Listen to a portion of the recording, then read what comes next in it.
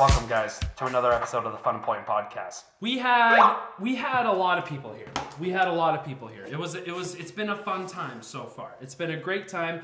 We had Shayla, part of the cast, and we had Roxanne, hair and makeup, Kelly Penna from art direction, but of course, Christine, and just interchanging jobs between the entire cast and crew, which seems to be like a common thing. Interchanging jobs? Don't talk before I introduce you. Well, then why'd you look at me and I just needed affirmation. Take a space in between.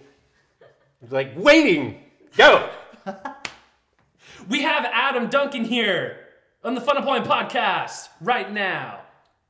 Stay tuned. Stay tuned. Well, that's it, actually. Oh. Thank you for coming to the show, buddy. Hey, thanks for having me. Yeah, of course. So, Funemployment was a film that you were a part of. You were the main character of Funemployment. I was? You were. I guess so. I think, yeah. How was your experience? How did you like being on Funemployment? You know what? I'm trying to remember because it was so long ago. How was my experience on Funemployment? It was pretty cool. It was pretty Should I elaborate? Yeah. Okay, you know what? Probably better yet, how did you get started? How did you get into Funemployment? And were you acting before Funemployment? Yeah, let's start with that. Sure. Let's start from the beginning. Let's start from the beginning. Yes. From when you were born. I'm going to flip-flop your questions. Question B first. I was acting before Funemployment, yes. Yeah. I was mostly doing like commercial and runway modeling and stuff like that. So feature films was, really? I once upon a time, man. What did you model? What did you? Suits and ties and underwear and your things stuff like that. down the runway? That was rad. Yeah. That's awesome. Do you still do that? No. Oh. No, I eat like burgers and pizza now, so I can't do that anymore. Well, you still look. I eat burgers and pizza, and I look like this. Yeah, that's. And then you look like that. Well, the stripes are thinning, and the sweatpants hide the flab. See, I don't understand. You can eat food and it will just come out of your body. Well, I eat food and it's stuff. Yeah, I poop a lot. That's the key. Can we get back to the? That's fine. I mean, we can. I was enjoying our bowel movement. How many times? How many times a day are you pooping? Oh, I'm talking about bowel movement. About like once every other day. Anyway, so it's an essential part of being fun-employed. You count your bowel movements. That's a big deal. So you wear pants. Let's proceed. And you wear pants. So, how did you get started with Funemployment? Should I be wearing pants for this? Well, I am. Okay. Yes, I was acting some before Funemployment. Gotcha. And various short films. I had never had a lead role in a feature film. So that was... that was your first? That was my first. Rad. Yeah. That's cool. Lead role virgin. And so it was kind of a big deal for me to get that part, and I was really excited about it. You should talk about your audition. I should talk about my audition. You auditioned for it. We have a backseat interviewer. Yeah, this is Christine. By the way, I was going to get there. This is the thing. Christine never introduces herself to the podcast, and I always wait for her to introduce herself. So, Christine Chen, the writer, director of the show, well, the movie, sorry, the feature. This is Christine, and the co-host of the podcast who's behind the camera. So she'll chime in every once in a while, as you probably heard from the previous episodes. And we have B-Rat. Should we start over? That's fine. Don't go on camera. Don't go on camera. I feel sorry for the editor. Okay. That's him. That's me. Where was I? It blows. The audition process for Funemployment. I got the job by auditioning, just like every other actor. Yeah. I assume. Mm-hmm. That's typically how it works. Yeah. And I did. Yeah. I blew my audition. Yeah. I thought I nailed it. Wait, no. So I nailed the audition. Hang on. No. I nailed it. I go into the audition, and I had just come from another gig where I was all, let's say, hungover. No. I was looking really dapper. Good for you, man. Yeah, my hair was combed, and you look great in the movie too. I shaved and all that. Thank you. Yeah. And I was not fitting the part. And I walked in and did my thing. Oh, you didn't think you were And fit for the part? no, I thought I was great, Yeah. but But you just outdressed everyone. the director let me know that you don't fit this guy at all. Sorry, your audition was amazing, but you don't. No, I did not see your audition. Your audition was killer. No, you nailed it. Audition was completely wrong. Your audition. Your audition. Apparently, all wrong. my audition sucked. Yeah. I don't remember this because Alright, I was so- wasted at the So time. No, he came in and he was like, "I'm a model," and then I did not say that. pretty much like you walked in. And My aura said he that. was like, "I'm a model, and you're gonna do this role." Just with the hair flip and everything. Yeah, everything. Good and for then- you, Adam. No. Honestly, here's the thing. I'm jealous of that because I wish I have that flair and that confidence, especially because too. I can't be. Huh? I wish I could get that back. Well, the problem, You do. I didn't. The problem is, Take your hat off and just flip the Look hair, at this guy, man. ladies and gentlemen. If you're listening to this on the audio podcast, what are you doing? You need to watch the video podcast. Oh, but there's an audio. this is a great looking man. And then you get me. Out of the two Adams, which one's better? You know? You sound sexy though. Who, me? Yeah, your voice is very attractive. Mine? It has a confident aura about it. the problem was That was a that joke. he came in very. Do you need to be in front of the camera if you're gonna No, it's okay. I have these little moments. take part of this? That's what you're. Are you mic'd? No, Proceed. the problem is that when he came in, he was too confident for the role. So he kind of was a little douchey too, and so it came off like. Excuse me? Well, it was. It was like. Douchey? I was like, I'm too hot and I know it, and like. Do I have to go? Oh, those- Are you guys gonna fight? I'm getting nervous. I'm But kidding. But that was like the aura of it, because that's Adam's natural aura, and so Yeah. aura, it's aura. Aura. And Aurora Borealis. I was like, so I had to tell him, hey, it's completely off in terms of what the role is. This person is very nerdy. He's very self-aware and just not as confident as the way you come in. He's like, all right, cool. Give me a sec. So he basically went back to what he usually is. He came, now that I know his usual self. So you were just more natural. So it turns out I'm actually not sexy and douchey. I'm actually really nerdy and lacking confidence, apparently. Say that. Then he came in and he was his self. You don't need to talk about me that way, Adam. Damn. No, so then he came back and kind of like downplayed it a little bit more and wore his glasses. So again, you were natural. You were just a little bit more natural. You were just like you didn't over prepare. You just kind of came in like, okay, just do the It was thing, a night just of be day. yourself. Oh, I definitely didn't prepare. He never if that's prepares for for sure. anything. Yeah, I don't either. See, that's what's up. You know, I like my acting to be natural. I think if you prepare, then it's gonna seem like you prepared. Robotic, yeah. I like to go in not ever knowing the lines or what's gonna happen in the scene, and just wing it. His co-stars were really happy about that. Oh, right. Okay. All right. Oh man, that would be a great question for Dante. Ah, Oh man, yes it is. That'll be a great question know for Dante. what? are we taking the gloves off, or are we? Yeah. We are. Yeah. That's a perfect question for Duncan. Because I'm not trash talking So anyone. let's go back to the audition. So the next time he went back to the audition, that was the same day. It or was the same. Yeah. Oh really? So he left and then he came back. He went downstairs to his car and did whatever he needed. Gotcha. I went and just put on a pair of glasses. There you go. That And was. your hat. And your hat. Oh, Yeah. I put on a hat. Yeah, but the problem is the glasses you were wearing before were like fader ones or some Oh. weird Ray-Ban model glasses. So Damn. Too confident. yeah, he was wearing like a super tight like white shirt and Excuse all me. this other stuff. It just didn't make sense for the character. So, but then he came back and was himself. That maybe the fault lies in the casting director who put out the casting notice. Did all the other actors The show other up actors came in character? Yeah. See, I read this guy's super confident and flips his hair. I did not write that. maybe Well, that's why I'm you not just, booking you know, anything. you're just Beyonce. You're Sasha Fierce. You're just You know, trying he to came- come yes, in with he that came- confidence. That's a good. He came in as Beyonce. Yeah. I was like, no, this is not Beyonce. This Tone it is down, man. Like Girl Next Door, And- maybe. So the next time when he came Then back, I came back as the other member was of that Destiny's the Child. moment when you were like, Yeah. okay, this is the Yeah. part I for was because in the movie when I watched it, Yeah. you Oh, fit you in your watched it? role. No, I didn't watch it actually.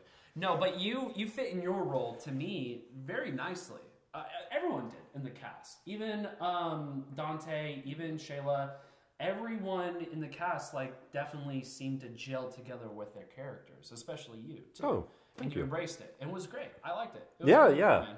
No, I'm glad you mentioned that because that was something that I wanted to do was sort of become the character. And Yeah. I lived my life for, I don't know how many months we shot this thing, 4 months as Nick. That's the guy's name, right? Nick? Yeah. Yeah. It was more than that. It was longer than that. Was it Nick? Yeah. I Yes. lived Nick, as yeah. Nick for a good year of my life, and even in pre-production, just doing Nick things, trying Well, to Nick become the definitely- character and feel what. Yeah, I'm sorry. Proceed. No. I was gonna say Nick definitely seemed like the type of guy who is just relaxed and wants to do things his way, except when Nick lost his job Yeah, in the office. I think because that's- then that's when Nick started having that moment of, well, I need money. Fuck this. I'm just gonna find another job. I just need another job. And then that's when Dante's character came to you and be like, let's do a startup, man. Let's do it. I think know? yeah, that's a fair assessment. Yeah. Mm-hmm. Is that it?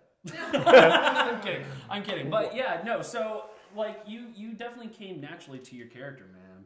And it was good. I liked it. It was awesome, and you seemed to have fun with it too. I did. I had a lot of fun with it. I really wanted to be on this set, and I really wanted to be on this shoot. So every chance I had just to be on the set was He wouldn't leave. a blessing. Yeah, why? And I'm talking about why I had fun with the character Yeah, here, okay. and why I really wanted to become Nick, and is, you know, I think a lot of it goes to, like I said earlier, this was the first time I had a lead role in a feature film, and so it was a big deal to me. It was pretty exciting, and I wanted to. And you took it and ran with it, man. Yeah, that's what I was going to say. I wanted to take it and run, and hopefully I did some justice. But Yeah, you'll have to watch the movie on Amazon. Yes, and to you see. can watch the movie on Amazon, also on Vimeo, March 4th. Pre-order now. Can you pre-order on Amazon? I don't know if you can pre-order on Amazon. Okay, well, On Vimeo. save the date. I'm going March to say 4th. yes. I have Just to a go guess. check that out. Well, regardless, March 4th, They can definitely Is a pre-order release. on Vimeo for sure, though. Yeah. The link below. Say the link below. the link below. Yeah. Yes, the link below. Click on it, pre-order that, and watch it and see this handsome fellow. Should I have been handsome today? You should have, but it's okay. It's fine because I'm not, and it's fine, and it's okay. Okay, see, yeah. Now he is. Look at that. It's just a transformation. Should I have taken my glasses off? See, I should have worn glasses to start, and and how then you did it was super seamless. transformed. because Brad can edit it where it would make you look super cool. It would just be Brad. And we both have hats. We both have hats.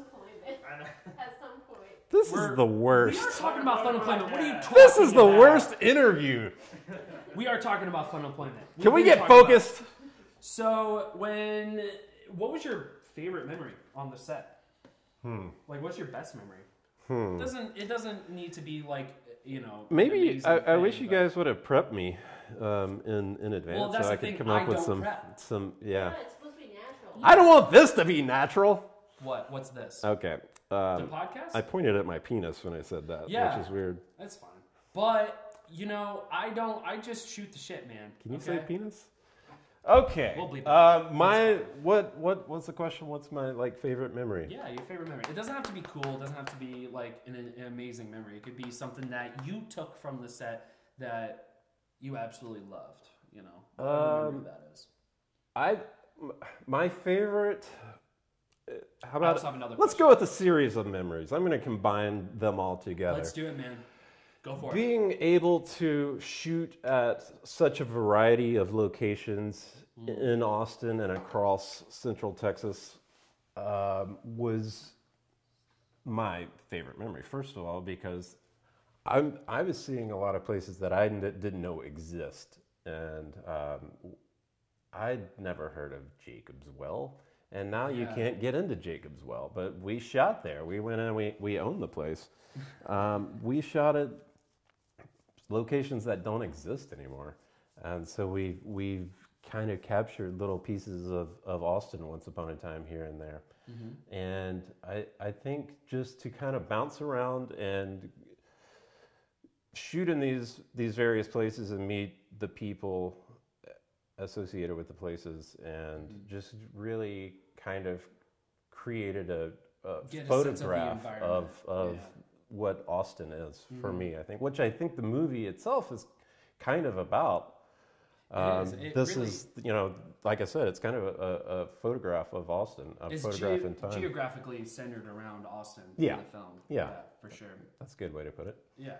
So for me, just to kind of do all that and see Austin in a new light, and so you like traveling? You like going to different spots? I like seeing places and experiencing them in a way that I normally would not, which also is really cool. I mean, like the cast and crew were all were all rad and friends, and it was cool to experience these places with my pals. Yeah. Instead of just me going to Hope Graffiti Wall by myself. Oh, right. I'm there with a group of people that I enjoy hanging out with. Well, you got a sense of, the environment pretty quickly going on the set, though, right? Like, it definitely was the type, to me, it was like the type of set that was not so much relaxed, but very, and please don't take this the wrong way, amateur. Like, it was very amateur, but in a great, great way, because everyone was kind of learning everything. Yeah, this movie would not have happened and could not have happened any other way. If we're working with a crew of seasoned professionals, no one's going to put up with that crap. No. Yeah. So we actually talked about that. It's what's referred to as a passion project a lot of times, I think, and you can only be there if you come with the amount of passion required to endure all the crap that happens, and the conditions are horrid. So. We didn't have craft services, I brought my own beef jerky, and everyone ate that. That was craft services. Yeah. So. But you also didn't just act in the film. You also did other jobs too, right? Yeah. I mean. What did you do? I got to work the little stick thingy once. Stick thingy. No, I'm joking. I took on a role, I guess if we had to label it, let's just call it associate producer, because the film went in a direction that just needed more hands, I guess, guiding it, other than Christine was doing everything herself. Yeah. And she still does. It was a big project. And I think I don't know how do I put this? Well, you were excited to be part of this, like I was there. Right? I wanted to show up every day, and I wanted to pitch in any way I could, even if I wasn't acting. Just what can I do? We talked about this in the first episode, how available you were too. You were just always there. Like you were always like, if Christine needed you, you would just be like, yeah, I'll be there. Right. Which could be a good thing or a bad thing. I think. That's a great I think in thing. this case, dependability is essential. I think it worked out well in this case, because Christine was open to having me. Figuring it out. If someone tried that now, on one of her sets, she'd Oh wonder yeah, what shit, in the probably world- loser cookies. who- Man. what- you're just getting in the way. But at the time, I always say there's no place I'd rather be than on set. Yeah. No absolutely. matter what set it is, even Fucking amen. a crappy set. Otherwise, what am I going to do? I'm going to sit on my couch and just be typically unemployed, I'm going to be Funemployed. but rather be fun employed. In this case, I find everything on and associated with the film set to be completely fascinating. Yeah, and to just show up. And I learned a lot from just being on set and having Christine giving me the green light to just kind of be hands-on and do, hey, you want to run the boom pole today? Sure. Because the boom guy didn't show up. That's the thing. I like to think of the boom pole as like a torch in a way for people, cast and crew, to just inevitably all use. Like everyone part of cast, well, not part of cast, but you did, and crew all had to use the boom pole at one point and work the boom. So yeah, amateurs. It's great. It's awesome. This is it though. Like that. The spirit of independent filmmaking all revolves around something that you're not necessarily like familiar with, but then you start to get familiar and then you create something that is truly really fucking cool because you're doing it all by yourself. You only have limited resources. You only are working on a shoestring budget, and yeah, you're just kind of going along with the ride and hope that it can stick. And in this case, it did, and it will on March 4th when you pre-order or download it on Vimeo. I fucked that up. Amazon? That was a great monologue. Is and it I fucked Amazon it up. or Vimeo and start Amazon, bro. from the top? It's Vimeo and Amazon. Yeah. Vimeo and Amazon. But yeah, it's been great, man. I have another favorite moment I'd like to talk about. Please. The is that refrigerator gonna be weird? Do we need to unplug the refrigerator? Probably could. See, I learned this on the set of Funemployment, working in the sound department. Stand by for sound. Refrigerators Refrigerator. are bitches. Call me Wolfman. Ace to woodchuck, ace to woodchuck. The horse didn't die though.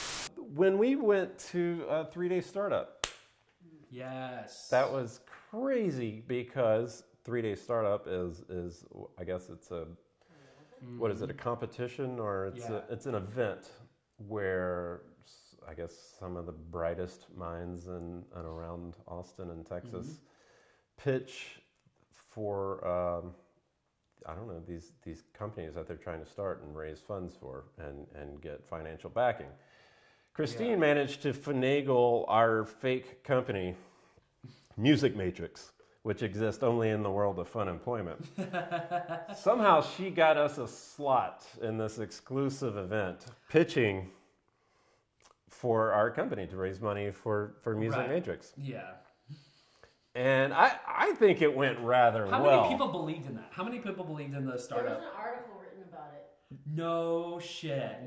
We fooled a few If you go people. to Do you have the article that we can put in the video podcast? Sweet. Yeah, let's do Silicon that. Hills wrote that she started to suspect something when two abnormally good-looking men started to pitch an idea amongst all these ratty. See, going back full circle, two attractive men. Yeah. What? I was out of character that day, apparently. But it was really funny. Out of character, in character, man. I'm trying to get some backing for my product here, Super man. Supreme I sex had to look machine. my best. The students were genuinely.